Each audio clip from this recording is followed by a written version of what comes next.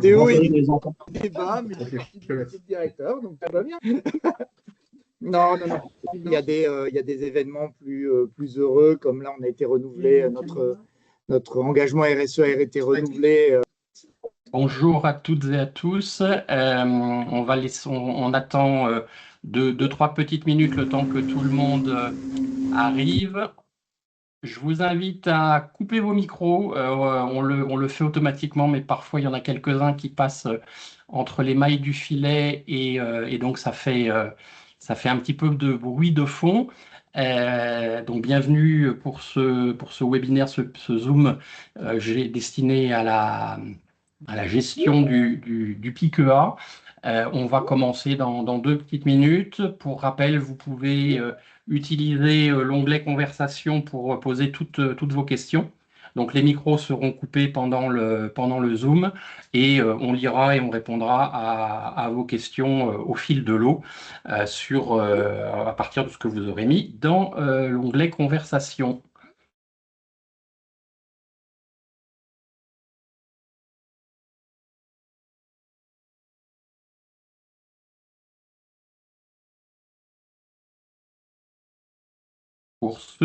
Pour nos intervenants, je précise aussi que quand je coupe les micros de tout le monde, vos micros sont aussi coupés.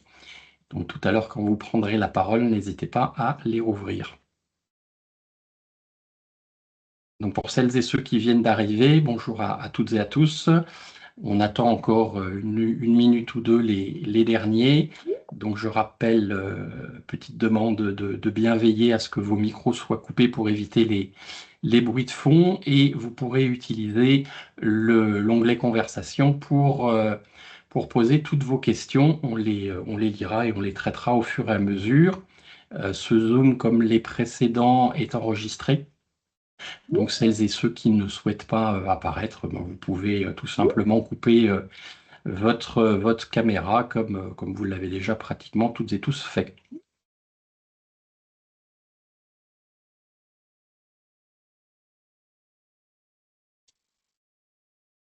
Allez, on attend jusqu'à 37.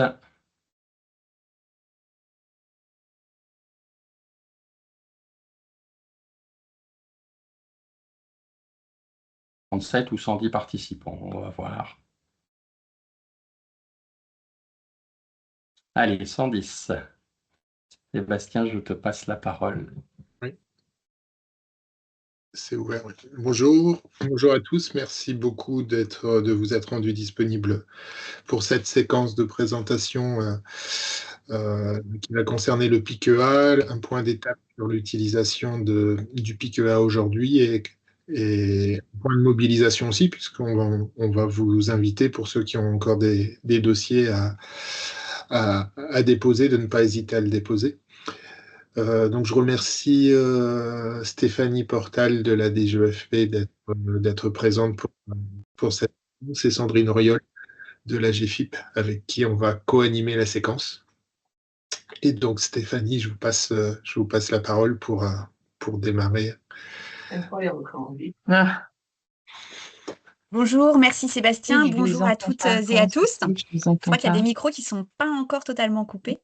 Je suis Stéphanie Portal, je travaille donc au ministère en charge de l'emploi, à la DGEFP et plus particulièrement à la mission pour l'emploi des travailleurs en situation de handicap. Cette mission est dirigée par Pascal Jean-Charles qui malheureusement ne peut pas se joindre à nous aujourd'hui, donc je vous prie de l'excuser. Nous allons donc dérouler un diaporama avec Sandrine Auriol que nous avons préparé ensemble. Tout simplement parce qu'en fait, le PIQA, maintenant, on pourrait dire presque une longue histoire. Il est né fin 2019, mais il a toujours une actualité. Et c'est un programme d'investissement dans les compétences qui est véritablement dédié aux entreprises adaptées. Donc, il nous a semblé important, étant donné que le calendrier est encore un peu souple pour l'année 2025, de vous faire une communication sur les objectifs du PIC, qui peut en bénéficier et comment vous pouvez le faire d'une façon assez simple et sécurisée auprès de la GFIP. Voilà, donc je vous propose de commencer. Donc, j'y vais. Nous avons souhaité, mais en effet, vous aurez Alors, déjà, je me présente, excusez-moi. Je m'appelle Sandrine Auriol, je travaille à la GFIP, à la direction de la mobilisation du monde économique et social. Et voilà, et nous avons en charge, depuis quelques années maintenant, la GFIP a en charge la gestion du PICEA. Donc, c'est à nous que vous envoyez notamment vos dossiers. Nous avons souhaité en effet réaliser ce temps d'échange et d'information avec vous pour voilà, remettre un peu des informations, si vous ne les aviez pas complètement en tête, vous les remettre en tête, et puis faire un point qualitatif et quantitatif sur l'année 2025. Donc nous allons commencer très rapidement par décrire le plan d'investissement dans les compétences pour les formations pour les entreprises adaptées. Donc, vous le savez, c'est la loi du 5 septembre 2018 qui a posé des expérimentations donc qui étaient en entreprises adaptées sur l'ensemble du territoire. Les expérimentations, c'était le développement de CDD tremplin et les EATT. Ces expérimentations avaient été réitérées jusqu'au 31 décembre 2023. Et puis, la loi du 18 décembre 2023 pour le plein emploi a pérennisé ces deux modalités d'accompagnement des parcours de transition professionnelle vers d'autres employeurs, parcours qui étaient jusqu'alors expérimentaux. Le PICEA offre donc la possibilité de bénéficier pour les personnes d'un parcours individualisé qui est construit sur une logique emploi, formation et accompagnement. En fait, il s'agit d'acquérir et de créer les conditions pour les salariés d'acquisition d'expériences professionnelles auprès de différents employeurs, de nouvelles compétences pour faciliter en fait l'accès à des emplois durables et accès qui correspond à des projets professionnels. Donc, au début, ça devait être déployé jusqu'en 2023 et c'est désormais prolongé jusqu'en 2027. Alors, hop, je vais passer. Alors, le PICEA, il est pour qui? C'est un dispositif qui est ouvert aux entreprises adaptées qui ont signé un avenant financier tremplin avec des paiements effectifs au titre de l'année en cours. Ces dispositifs sont proposés aux salariés en contrat qui sont mentionnés à l'article L 5213.13.2 du Code du travail, CDD tremplin. C'est les travailleurs qui sont reconnus handicapés ou qui risquent de perdre leur emploi en raison de leur état de santé et qui sont en CDD tremplin ou en contrat de mission en EATT qui sont la cible prioritaire du dispositif PICEA. Et depuis le 1er janvier 2024, les salariés socle entre guillemets peuvent être bénéficiaires du PICEA si et seulement si la formation visée comprend au moins 50% de salariés en CDD tremplin ou en EATT. Quelles sont les aides qui sont attribuées? C'est les aides qui contribuent à la compensation de la rémunération. Les aides 100% formation pour couvrir les coûts pédagogiques, les frais d'inscription, les frais de certification et les frais annexes dans la limite de 25 € par heure TTC. Et alors, vous savez que jusqu'à la fin 2024, il y avait une aide pour l'ingénierie de parcours et cette aide à l'ingénierie a été supprimée depuis le 1er janvier 2025. Si on revient rapidement sur l'aide qui compense la rémunération, elle est versée lorsque le salarié est en formation pendant ou durant son temps de travail et elle est calculée sur la base du nombre d'heures de formation multiplié par le SMIC horaire brut hors charge en déduction de l'aide au poste. Mais ça, j'imagine que vous le savez par cœur. Alors, les formations qui sont éligibles, c'est des actions qui visent une montée en compétences des salariés qui sont accompagnés par vos entreprises adaptées. Exemple, les formations préqualifiantes, des formations de mobilisation, des formations de remise à niveau sont possibles et cumulables si elles intègrent un processus global qui conduit les bénéficiaires à une qualification à terme qui va servir son projet professionnel. Je veux me professionnaliser dans un métier, je veux me professionnaliser dans un nouveau métier. Donc, tout ce qui concourt à cette qualification peut être pris en charge. Les organismes de formation, bien, ce sont des organismes de formation qui doivent être certifiés Calliope ou labellisés France Compétences et déclarés auprès des DRETS, pardon, pour pouvoir être financés. Et pour les formations qui sont dispensées en interne, elles sont éligibles si et seulement si l'entreprise adaptée dispose d'un agrément en tant qu'organisme de formation certifié Calliope, sauf pour les AFEST. Euh, un petit point d'alerte en rouge, donc ça pour qu'on le voit bien, c'est que les formations inscrites au plan de développement des compétences ou les formations dites obligatoires, par exemple les formations sécurité sur le poste de travail, ne sont pas éligibles. Pourquoi? Parce qu'elles sont une obligation à la charge de l'employeur. Euh, alors, qu'est-ce qu'il faut retenir au titre de l'année 2025?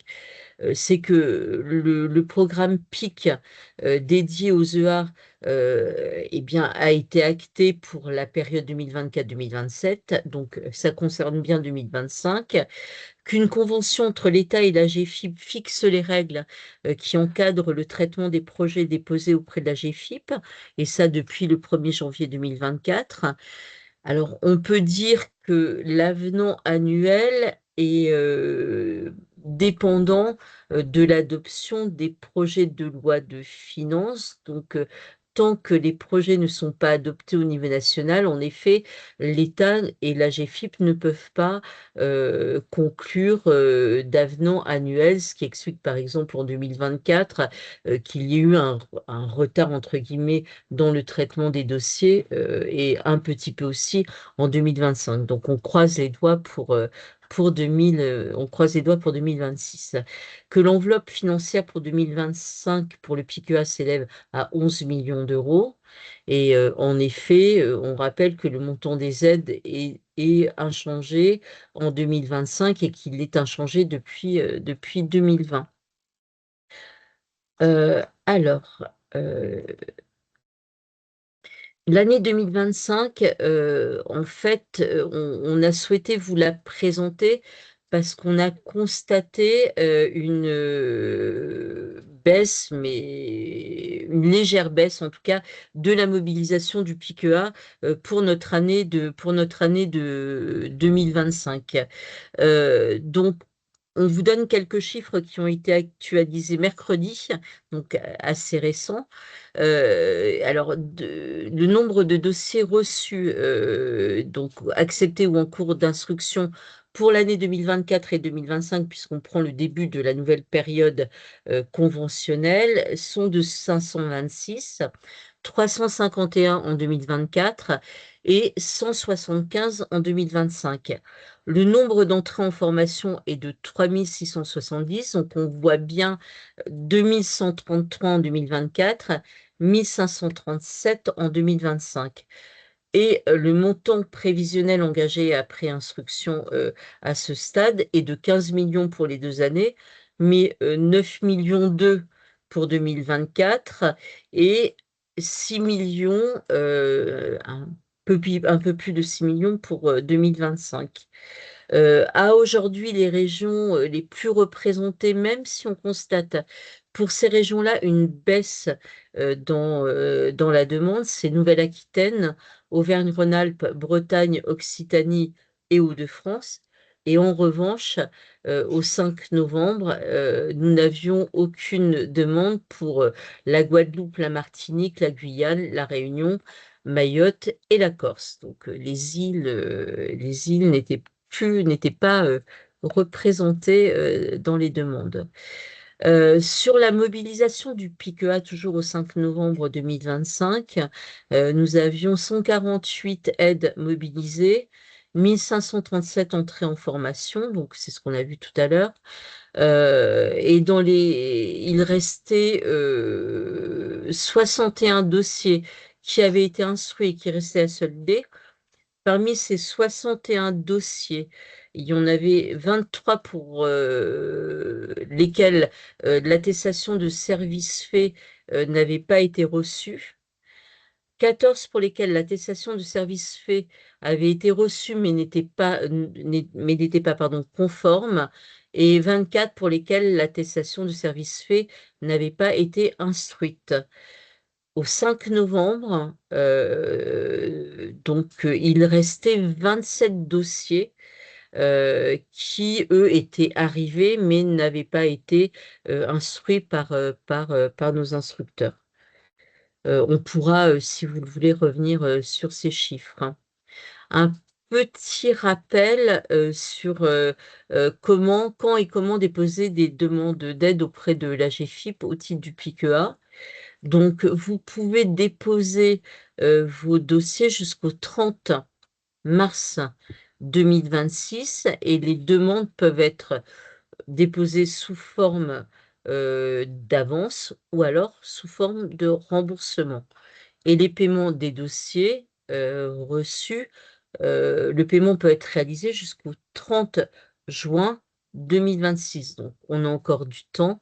Vous avez encore du temps pour déposer vos dossiers, voire pour initier de nouveaux dossiers, de nouvelles formations. Quelles sont les principales difficultés qui ont été rencontrées par nos instructeurs? Donc, alors, il y a des attestations de services faits qui ne sont pas déposées, ou alors qui ont été déposées mais que le système n'a pas pris en compte. C'est un bug qui a été identifié récemment et qui est en cours de traitement. Donc, dans les erreurs fréquentes, il y a des erreurs sur les montants, sur les dates, sur les pièces d'échéance et sur des factures qui sont envoyées et qui, en fait, ne sont pas des factures acquittées. Or, pour pouvoir finaliser le dossier, il faut que la facture fasse mention de son acquittement. Il y a parfois des réceptions de pièces en masse ou de pièces inutiles, qui allongent le délai de traitement parce que il faut le temps que nos instructeurs les analysent et puis enfin donc ça peut prendre un peu plus de temps que prévu. Il n'y a pas de réponse aux sollicitations de nos instructeurs. Et puis une autre difficulté qui a été constatée, c'est lorsqu'il y a des changements d'interlocuteurs au sein de l'entreprise adaptée. Donc, typiquement, le dossier est monté à son adresse mail, c'est à lui que l'on va écrire, sauf que la personne a quitté l'entreprise adaptée et tout d'un coup, bien voilà. Donc là, parmi les préconisations, c'est peut-être qu'il y ait une adresse générique, pour éviter cet écueil-là, et puis pour que l'on ait malgré tout toujours quelqu'un qui puisse être destinataire des sollicitations de la GFIP et qui puisse répondre. Donc, on vous a repris des choses qui vous avaient déjà été présentées sur la gestion des dossiers dans des marches simplifiées. C'est une plateforme qui permet une gestion optimisée des demandes d'aide. Donc, elle facilite la saisie des demandes d'aide pour les entreprises adaptées. Elle permet une consultation directe des demandes d'aide qui sont déposées. Vous disposez d'un chat en ligne qui devrait faciliter les échanges directs avec notre équipe PIQA. Voilà, vous disposez de formulaires complets qui sont prêts à l'instruction pour l'équipe PIQA. Et puis, ça simplifie l'instruction et le suivi ça doit simplifier l'instruction et le suivi des demandes d'aide pour notre équipe PIQA. Enfin, vous savez que vous pouvez nous contacter par divers moyens. Donc déjà, vous pouvez à tout moment solliciter votre référent EA de votre délégation régionale AGFIP. Donc, il y en a un par région. Voilà, donc si besoin, on pourra vous retransmettre la liste de ces référents. Quand vous avez besoin d'informations, lorsque vous avez besoin d'informations sur le suivi de votre dossier, vous avez un mail qui est voilà, auquel vous pouvez écrire. Et là, il faut penser en effet, à indiquer son numéro de dossier. Dans Démarche simplifiée, vous avez une messagerie qui est également mise à disposition. Et vous avez un numéro voilà, que vous pouvez contacter, qui est le 0811 10 09. Voilà, que vous pouvez contacter le matin et l'après-midi aux horaires qui sont indiqués. Voilà, vous avez également une base documentaire qui explique un certain nombre de choses sur le CDD tremplin et le ATT que vous pouvez consulter sur le site internet de la GFIP. Voilà, alors on a souhaité en effet une présentation assez rapide pour pouvoir privilégier les échanges sur vos difficultés, voir si vous avez encore beaucoup de dossiers, de projets voilà, que vous pouvez déposer. Donc, je vous propose de vous laisser maintenant la parole, en espérant ne pas avoir été trop rapide et claire. Juste reprendre un peu les quelques questions qui ont été mises dans le chat. Il y a Oui, une j'en ai vu certaines là sur question. sur le public notamment. En effet, les personnes qui avaient une RQTH étaient les personnes privilégiées pour le public des EA en général, hein. Et en fait, depuis 2024, il y a maintenant des équivalences et des extensions de droits pour des personnes qui sont BOE et qui ont cette extension au droit de la RQTH pour tous les dispositifs qui concernent l'emploi et la formation qui sont inscrits dans le Code du travail. Et donc, les EA en font partie. Donc, une personne, hein, tu m'interromps, Sébastien, si je dis une bêtise, hein, mais les personnes qui ont une reconnaissance de bénéficiaire d'obligation d'emploi, sauf les ayants droit, peuvent du coup être recrutées en EA et donc du coup bénéficier de CDD tremplin ou de missions dans le cadre de ATT et donc du PIQA. Oui, c'est l'équivalence qui a été permise après la loi pour le plein emploi. Mais comme Stéphanie vient de le préciser, la condition, c'est que la personne soit en CDD tremplin ou en EATT, en mission de ATT, ou elle peut être éventuellement dans le socle, mais si on a une cohorte de salariés qui a majoritairement, qui a au moins 50% de CDD tremplin pour rentrer dans la formation. Donc ça, c'est le changement qui a été fait. Et la toute première question qui était posée, c'est se dire, moi, je n'ai pas de CDD tremplin dans mon entreprise adaptée. Ben, si vous n'avez pas de CDD tremplin dans l'entreprise adaptée, le PIQA, vous n'allez pas pouvoir le mobiliser aujourd'hui. Tout à fait. Ensuite, il y avait une question. Toc, toc, toc. On est bien ici. Aujourd'hui, c'est vraiment une question de remobiliser les EA sur l'année 2025 pour les actions de formation engagées en 2025. On n'est pas encore sur le programme des actions 2026. Donc ça, c'était pour une question qui a été posée par Muriel. Là, on est vraiment pour voilà, vous informer, vous alerter sur le fait que si vous engagez des actions en 2025, les dossiers peuvent encore être déposés un peu plus tardivement, jusqu'en mars 2026. Mais en tout cas, il faut qu'elles soient engagées en 2025. Et la baisse de la consommation du PICEA, elle est liée à beaucoup de choses. Elle peut être liée, en effet, au niveau des règles de financement, c'est-à-dire que on souhaite, en fait, et on l'a toujours dit, hein, mais on souhaite privilégier comme public prioritaire les personnes en CDD tremplin ou en EATT. Et donc, on avait un peu modulé pendant quelques temps le fait d'accorder aussi des formations aux personnes qui étaient sur les aides socles. Et puis, on a vu que celle-ci parfois prenait le pas sur les autres, donc on a remodulé vraiment pour prioriser ce public-là qui était le cœur de ce dispositif, ce pourquoi il avait été mis en place. Et par ailleurs, il y a eu aussi, comme on l'a dit au début, des problèmes aussi liés au calendrier, au vote de la loi de finances, au calendrier, puisque nous, l'État signe annuellement une convention avec la GFIP pour la mise à disposition des fonds. Et donc, en 2024 notamment, voilà, cette convention a été signée très tardivement. Donc, c'est vrai que ça donne un signal un peu tardif aux entreprises adaptées. On en est vraiment désolé. Ce qu'il faut retenir quand même, c'est que ce fonds existe toujours. Et donc, ça vaut le coup de le mobiliser pour vos employés. Oui, pardon? Ah non, je crois que tu voulais reprendre. Les AFEST sont toujours, en effet, possibles dans le cadre de ce programme. Donc, vous pouvez déposer aussi des formations en situation de travail. C'est tout à fait des actions de formation en situation de travail, c'est tout à fait possible. Et parfois, d'ailleurs, les OPCO peuvent aussi être sollicités pour toute la mise en place des AFEST dans votre entreprise. Donc, vraiment à ne pas négliger de prendre contact, l'attache de votre OPCO si vous le connaissez. Si vous ne le connaissez pas, peut-être on peut vous rediriger.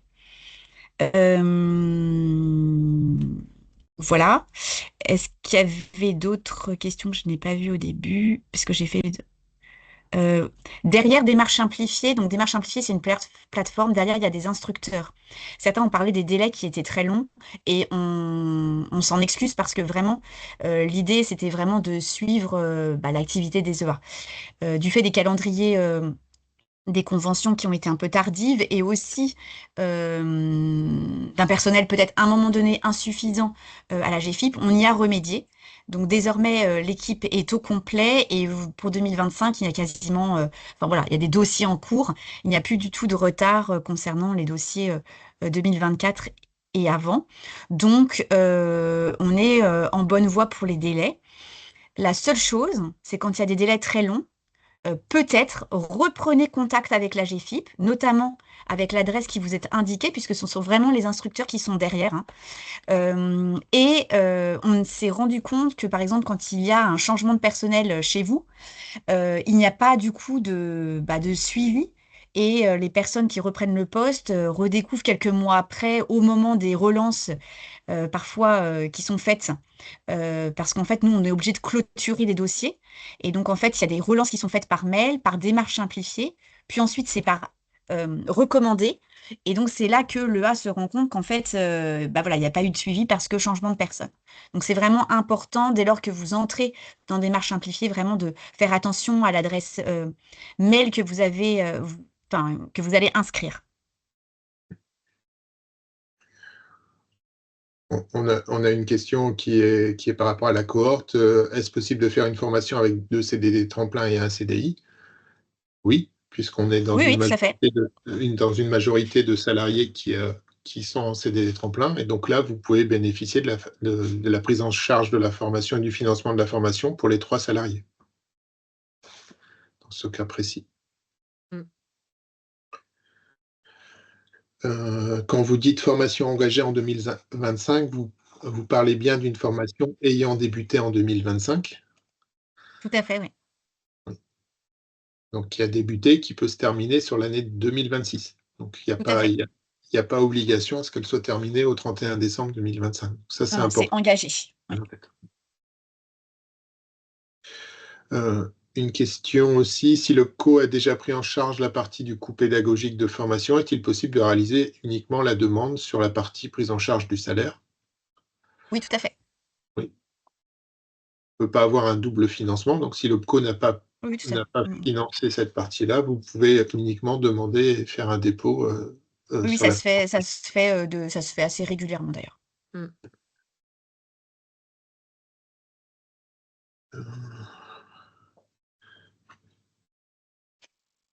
Alors, Alors, en effet, les pièces, alors c'est jugé lourd, mais si vous voulez, en fait, nous, il y a une question de contrôle, en fait, hein, de l'usage des fonds publics. Et donc, on est obligé, en fait, de demander un certain nombre de pièces justificatives pour bah, justifier la réalisation de la formation. D'ailleurs, parfois, il y a des choses qui sont engagées qui ont pu être abandonnées. Ça a été assez exceptionnel, mais c'est arrivé. Voilà, parfois il y a des choses qui sont interrompues, etc. Donc ça vaut le coup d'avoir un dialogue avec l'équipe dans ce cas-là. Mais en effet, on a besoin d'avoir pas seulement une idée, mais d'avoir des factures qui voilà, sont en effet dans le cadre, enfin financées par le PIC et qui sont réalisées par les OF. Et on a besoin d'avoir ces intermédiaires.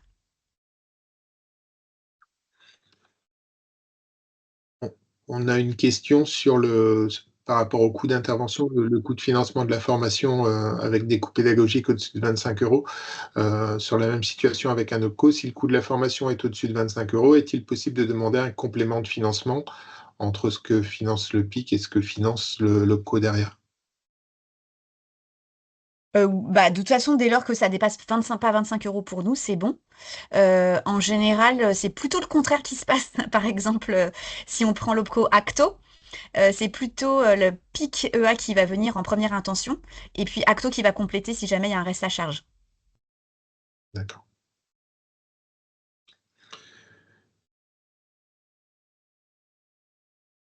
Alors, il y a une question qui a été posée pour pouvoir bénéficier du PIC EA, il faut au moins 50% de CDD tremplin dans l'EA. C'est pas dans l'EA, c'est dans Non, l'action pas dans le.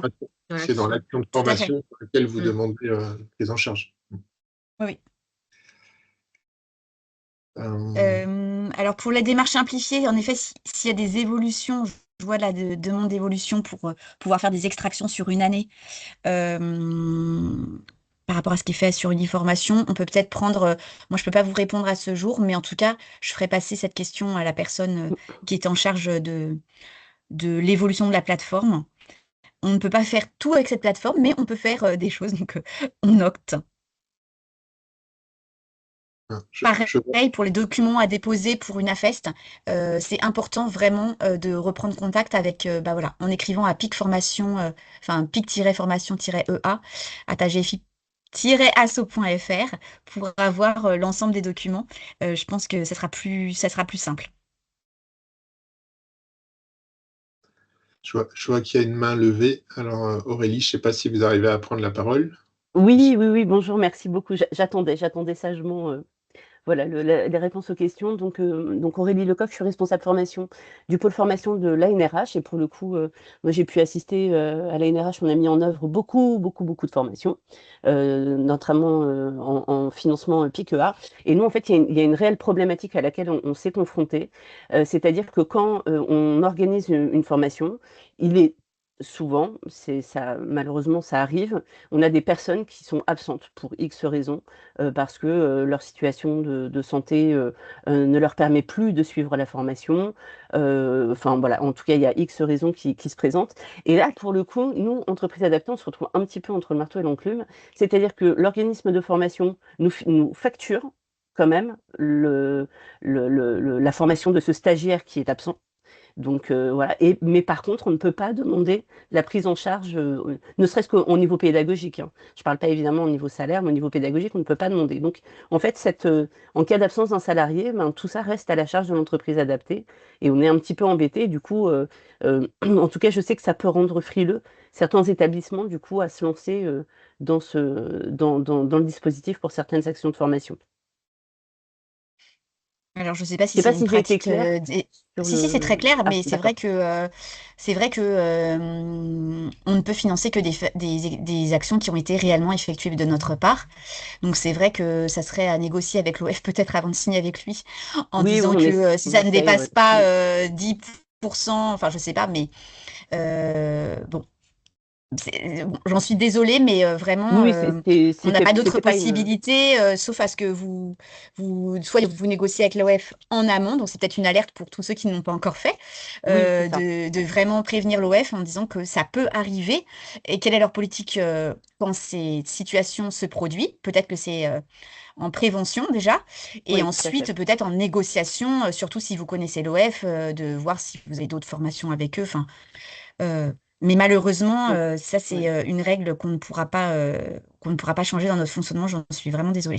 Oui, oui, non, c'était, je me disais, mais Mais effectivement, merci pour l'alerte. c'était plus pour une alerte Mm. de dire qu'effectivement, au moment, en fait, où vous allez négocier avec l'organisme de formation, c'est au moins prévoir un délai je sais pas, 2 semaines, Ouais. 3 semaines, où on peut ajuster le nombre de personnes en formation, ou alors de dire il y a un seuil en deçà duquel on va être obligé de facturer, mais jusqu'à tant de personnes, voilà, c'est Oui, négociable. oui, En oui, tout c'est cas, ça. Oui, oui, voilà, tout à fait. gérer cette situation, parce qu'effectivement, du coup, quand on arrive à la fin et qu'on dit, ben voilà, nous, bah, on a tendance à demander en remboursement ce que l'OF nous facture, alors que, in fine, le PIQA prendra en compte uniquement sur le temps de présence, en tout cas le temps de formation réalisé par le salarié.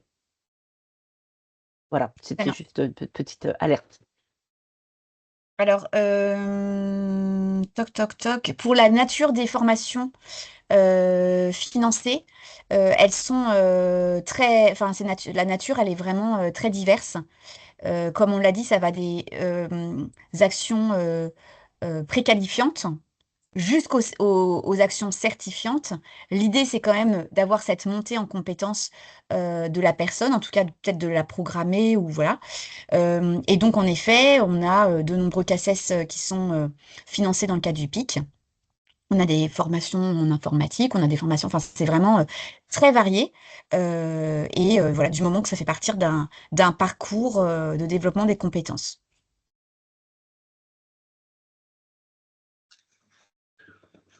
Il y a une question qui a été posée par Véronique euh, qui dit qu'on doit faire une demande sur mes démarches simplifiées, après on doit la retranscrire à l'identique sur le portail des AGFIP.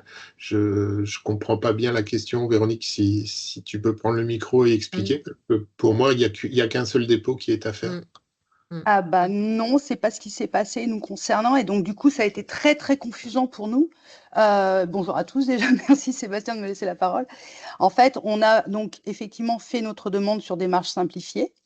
Elle a été, alors il y a eu 1 an parce qu'on l'avait fait donc en septembre 2024, elle a été validée en septembre 2025 où le dossier qui était toujours en instruction. On ne sait pas pourquoi. Donc moi, j'avais abandonné l'idée. J'avais toujours le dossier en instruction, mais il ne s'était rien passé pendant 1 an.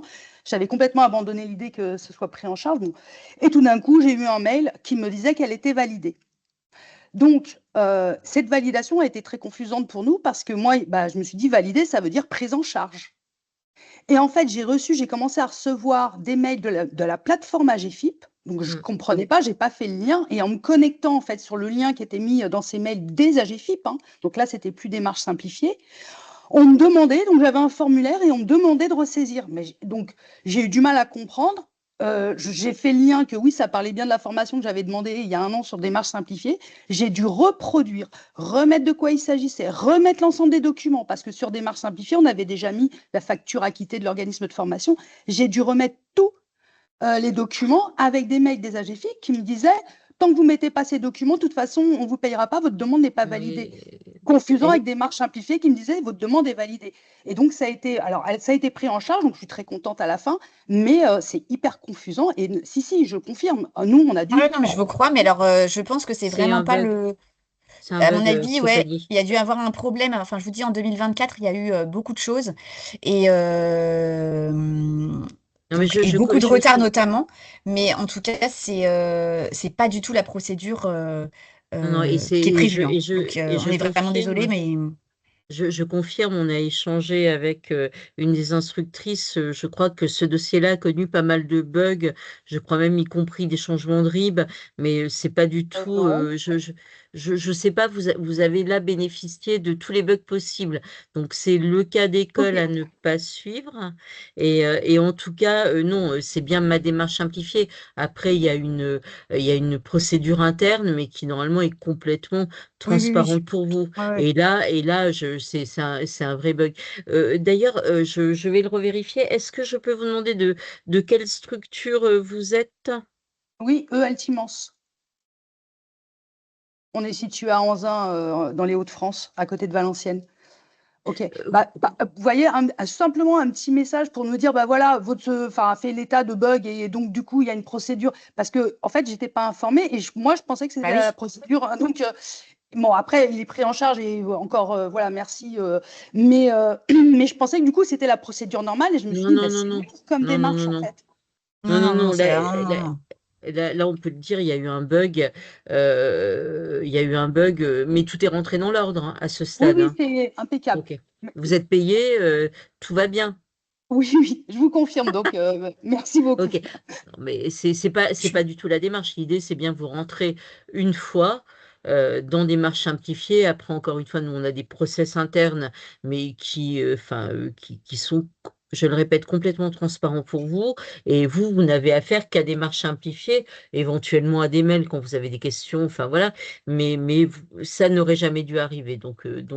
Comme le disait Stéphanie Portal, il y a eu quelques bugs comme ça en fin de 2024, y compris d'ailleurs sur les délais de traitement des dossiers. Et là, c'est un axe d'amélioration sur lequel on a travaillé beaucoup et on continue à travailler pour réduire à quelques jours, Une vingtaine, ouais, c'est peut-être, ça maintenant. voilà, le délai d'instruction pour pas qu'on se retrouve en effet comme sur l'année de 2024 où parfois il y a eu comme vous le rappelez, il y a eu des délais qui étaient euh, très longs, trop longs. Donc ça, Et alors, on est en train d'y travailler, y compris d'ailleurs pour ne pas mettre en difficulté, ne pas vous mettre, vous, entreprise adaptée en difficulté. Et on sait que voilà, il peut y avoir des soucis de trésorerie. Donc c'est un point sur lequel on est vraiment en alerte de ne pas vous mettre financièrement en difficulté. Bon alors, bah Alors, merci. je suis vois désolée parce que je dois excusez-moi, vous quitter. Oui, merci. Merci Excusez-moi. Stéphanie. merci. Je vois Excusez-moi. je vois l'heure qui tourne un petit peu. Si vous avez je suis désolé si je frustre des questions. Si ce sont des questions vraiment particulières, soit enfin, vous pouvez solliciter les chargés de mission UNEA et on les fera remonter à la GFIP, parce que bon là vous êtes plus d'une centaine et malheureusement, on ne va pas pouvoir répondre à toutes les problématiques individuelles, même si elles sont importantes. Par contre, il y avait une question qui était revenue deux fois sur la question des frais annexes de formation qui peuvent, et pour le coup, qui peut être, qui peut concerner plusieurs entreprises adaptées. A priori, je n'ai pas vu la question initiale, mais sur la plateforme de démarche simplifiée, il n'est pas possible de réaliser une demande de prise en charge sur les frais annexes. Est-ce que, Sandrine, tu as quelques éléments par Mais rapport à ça? je confirme. Et donc, tu confirmes qu'on ne peut pas le faire? Oui. Le diaporama sera évidemment, comment dire, disponible, ainsi comment dire, un compte rendu écrit qu'on vous adressera comme à chaque fois, hein, même comment dire, la vidéo sera également transmise à l'ensemble des participants. Je balaye, Sébastien, est-ce qu'on a oublié d'autres questions? Juste rappeler en conclusion et dire que si vous avez engagé des actions de formation en 2025 et pour lesquelles vous n'avez pas fait de demande de financement, qu'elles soient non terminées ou qu'elles soient terminées, aujourd'hui, vous pouvez, hein, vous avez vu jusqu'au 31 mars 2026, faire la demande de prise en charge dans le cadre du PIQA. Donc, n'hésitez pas à faire les demandes de financement. Si vous avez bénéficié d'un financement OPCO, bien sûr, on ne peut pas avoir un double financement, donc il n'y aura pas de prise en charge. Mais si l'OPCO a par exemple remboursé les frais pédagogiques, ben, vous pouvez bénéficier par le PIQA de la prise en charge des salaires. Donc ça, c'est pas négligeable. Donc n'hésitez surtout pas. Et surtout, si vous avez eu des cohortes qui sont à 50% des cohortes de salariés en transition professionnelle et 50% de salariés qui sont en CDI, bien sûr, bénéficiaires de la RQTH ou de l'obligation d'emploi. Hein, ce n'est pas valable pour les personnes qui ne sont pas en situation de handicap dans l'entreprise adaptée. Vous pouvez aussi demander la prise en charge de ces éléments-là dans le cadre du PIQA. Donc, c'est vraiment le message qu'on peut vous passer. Vous avez encore la possibilité de déposer ces demandes. Les retards, vous l'avez vu, ont été résorbés. Il n'y a plus de retard de traitement.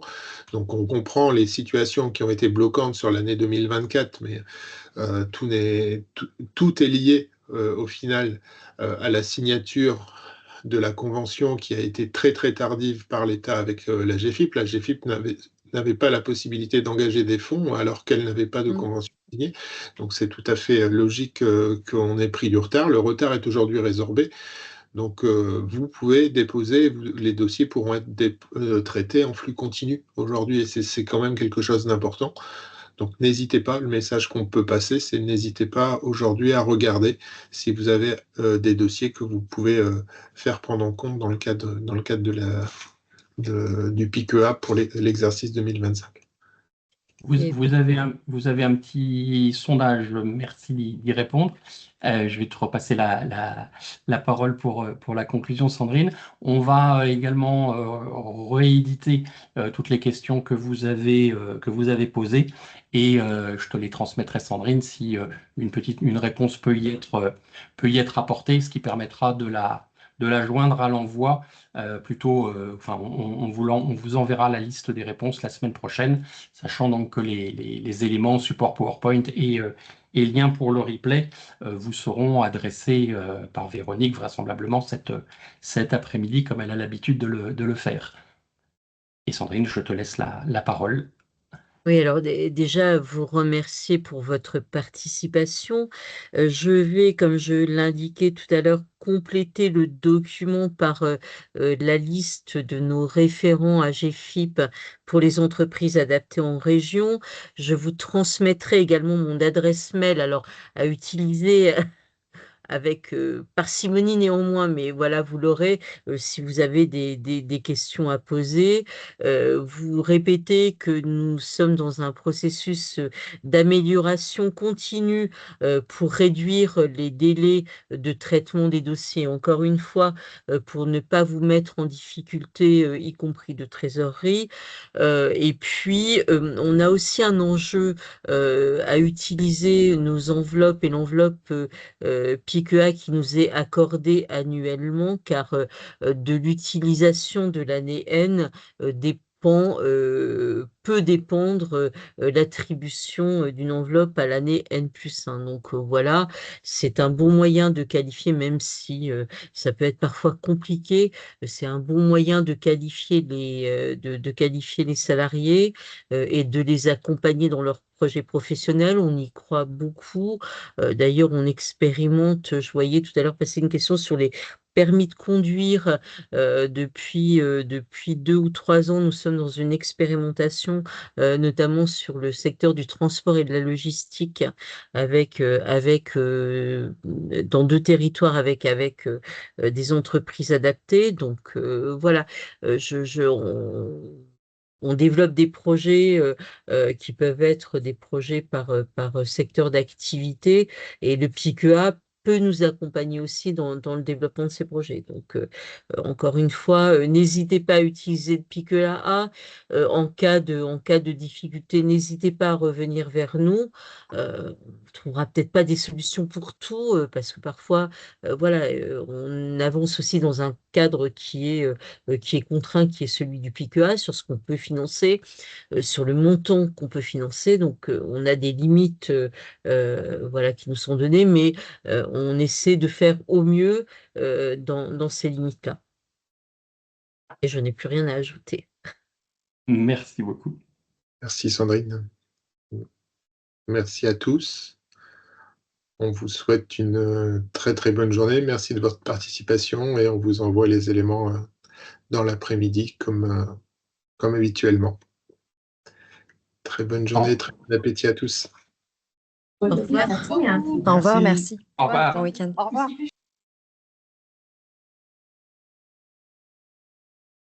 Bon week-end.